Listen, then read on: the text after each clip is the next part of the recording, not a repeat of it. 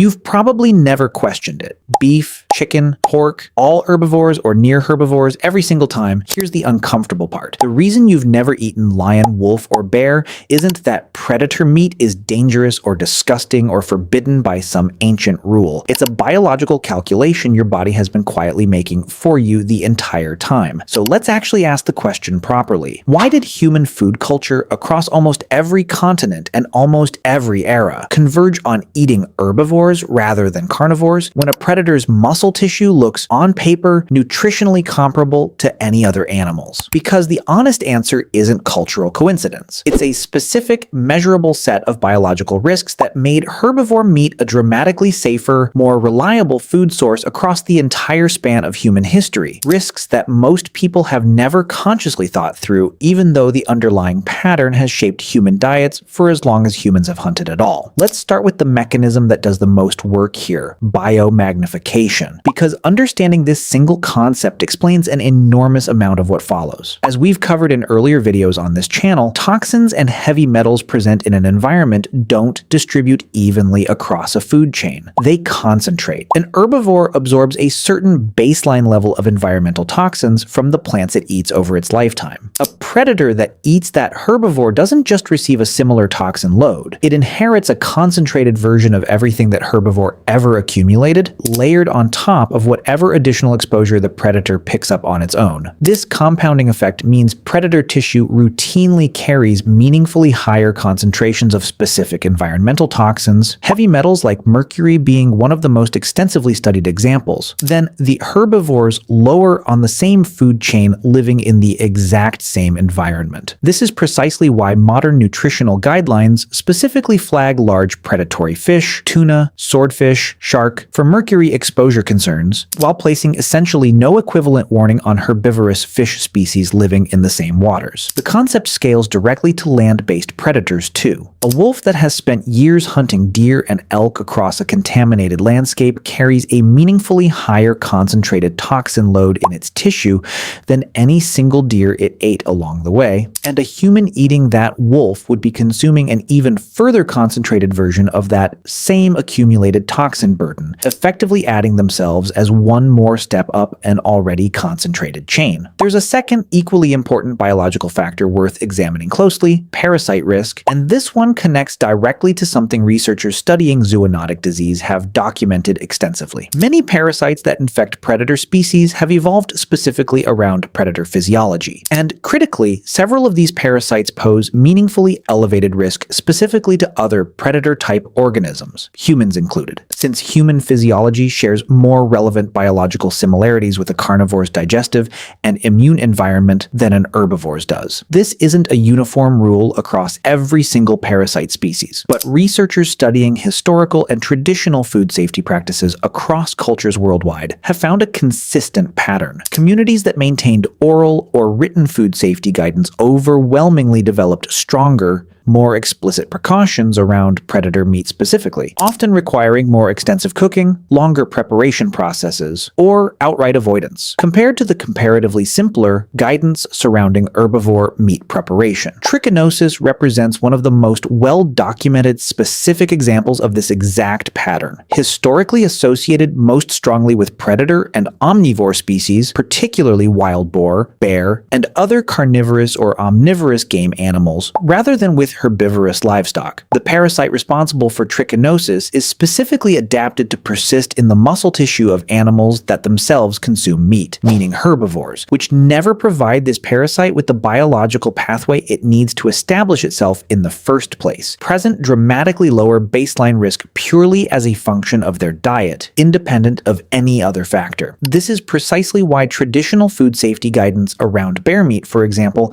has historically emphasized far more thorough cooking than equivalent guidance for beef or venison, a distinction that traces directly back to this specific parasite transmission pathway tied to predator and omnivore biology. Prion disease risk adds another genuinely important layer to this picture, one we've covered from the animal behavior side in an earlier video on this channel, and the same underlying species barrier logic applies directly to human consumption as well. Prions, the misfolded proteins responsible for always fatal neurological biological diseases, transmit most effectively within the same or closely related species, meaning the risk calculation shifts meaningfully depending on how biologically similar the source animal is to the consumer. While humans consuming any mammal carries some baseline consideration here, researchers studying prion transmission pathways have specifically noted that predator species sitting higher on a food chain have had more opportunities to accumulate and potentially carry prion-related risk through their own diet compared to herbivores whose diet never involves consuming other animal tissue in the first place, adding yet another layer of accumulated risk specifically associated with eating higher up the food chain. It's worth pulling in a genuinely important practical and historical factor here too, because biological risk alone doesn't fully explain the pattern. Energy economics played a substantial role as well. Predator populations in any given ecosystem are, almost by ecological necessity,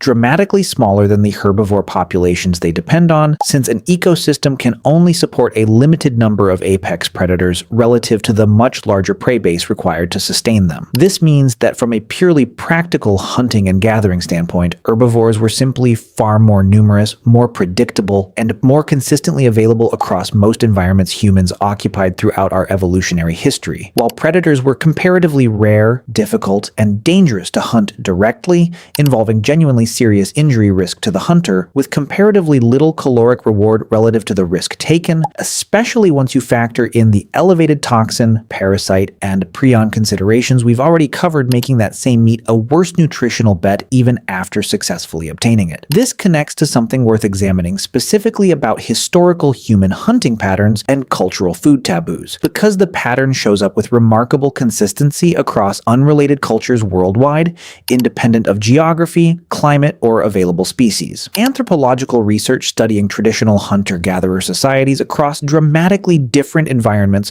from Arctic regions to tropical rainforests to open savannas, has found that predator meat consumption, when it occurs at all, is overwhelmingly rare, situational, and frequently surrounded by specific cultural rules, rituals, or explicit taboos, compared to the far more routine, unrestricted treatment of herbivore meat across the same range of cultures. Researchers studying the origins of food taboos have proposed that taboos surrounding predator consumption likely emerged, at least in part, as a culturally transmitted safety mechanism, essentially an inherited, generationally reinforced warning system built around genuine accumulated experience, with the elevated risks we've already covered encoded into cultural and religious practice long before anyone understood the underlying biochemistry of biomagnification or parasite transmission pathways. There's a genuinely interesting exception worth examining directly, because it illustrates the boundaries of this pattern rather than contradicting it. Certain fish and marine predator species that do appear regularly in human diets globally. Salmon, for instance, technically sits fairly high on its own food chain, consuming smaller fish throughout its life. The key distinguishing factor here involves the specific toxins and parasites relevant to a given ecosystem and food chain length, rather than predator status alone being an absolute universal disqualifier. Salmon's relatively shorter food chain position, combined with its specific dietary pattern and environment, generally produces meaningfully lower toxin accumulation than apex land predators like lions, wolves, or bears, whose position atop dramatically longer terrestrial food chains, hunting animals that have themselves eaten other animals in some cases, produces a meaningfully different, generally more concentrated risk profile. This distinction matters because it demonstrates that the underlying principle isn't simply predator versus herbivore as a rigid binary category, but rather a genuinely continuous risk spectrum tied to accumulated trophic position, one where salmon sits at a meaningfully different point than a land-based apex predator like a wolf or bear does. It's worth being genuinely precise about historical exceptions here too, because predator meat consumption hasn't been universally or absolutely avoided across every human culture throughout history. Various cultures have consumed specific predator species under specific circumstances, often tied to particular preparation methods, specific hunting traditions, or situations of genuine survival necessity, where available herbivore options were severely limited. Extended cooking times, specific preparation rituals, and cultural knowledge about which specific predator species and body parts carried lower relative risk all represent adaptive cultural responses that emerged specifically because some communities did engage with predator meat regularly enough to develop this specialized knowledge, reinforcing rather than contradicting the broader pattern, since the very existence of these specialized precautions demonstrates cultural awareness that predator meat required meaningfully different handling than herbivore meat did. Now here's where this connects directly back to modern nutritional science in a way that should feel genuinely familiar, because the exact same underlying principle governing ancient predator avoidance patterns is still actively shaping dietary guidance today, just applied to a different context. Modern health authorities specifically recommend limiting consumption of large predatory fish due to mercury accumulation, exactly the same biomagnification principle that historically discouraged land-based predator consumption. Pregnant women in particular receive specific guidance to avoid or strictly limit high mercury predatory fish precisely because of accumulated toxin concentration risk, a genuinely direct modern descendant of the same basic biological logic that shaped which animals human cultures historically hunted and ate as a matter of routine versus rare exception or outright avoidance. There's also a genuinely important modern research angle worth exploring here specifically, because contemporary environmental science has given us far more precise measurement tools than were ever available historically, allowing researchers to actually quantify what earlier cultures could only intuit through generations of accumulated experience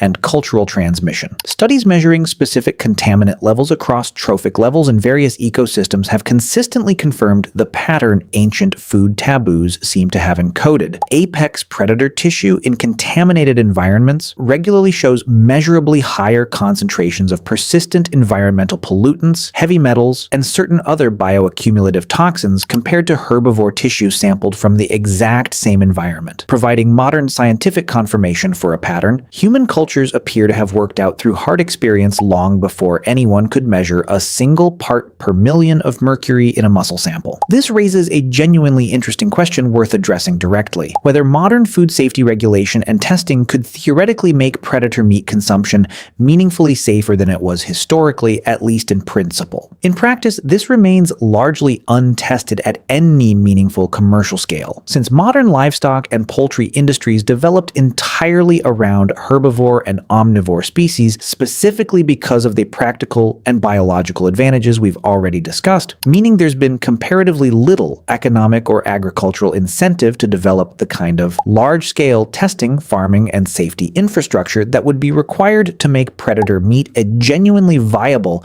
safety-verified commercial food option. Even though modern toxicology testing could theoretically screen individual animals for problematic contaminant levels the way seafood testing already does for certain fish species today. So the picture that emerges here isn't really about predator meat being universally forbidden by some ancient arbitrary rule, or about humans having some instinctive aversion to eating fellow hunters out of respect or fear. It's about an extraordinarily consistent cross-cultural pattern rooted in genuine, measurable biological risk, biomagnified toxin concentration, elevated parasite compatibility with human physiology, additional prion-related risk tied to trophic position, and comparatively poor practical availability relative to risk, all combining across thousands of years of accumulated human experience into food cultures that, almost universally and largely independently of each other, arrived at the same basic conclusion that herbivore meat represents a dramatically safer, more reliable, and more practically abundant food source than predator meat ever could. So the next time you look at a plate of beef, chicken, or pork and think nothing of it, it's worth remembering that the absence of lion, wolf, or bear from that same plate isn't some cultural accident or arbitrary preference. It's the quiet, accumulated result of an extraordinarily consistent biological calculation, one your ancestors worked out the hard way, long before anyone understood exactly why eating something that had already eaten something else over and over again up a long food chain was never quite as safe as it looked.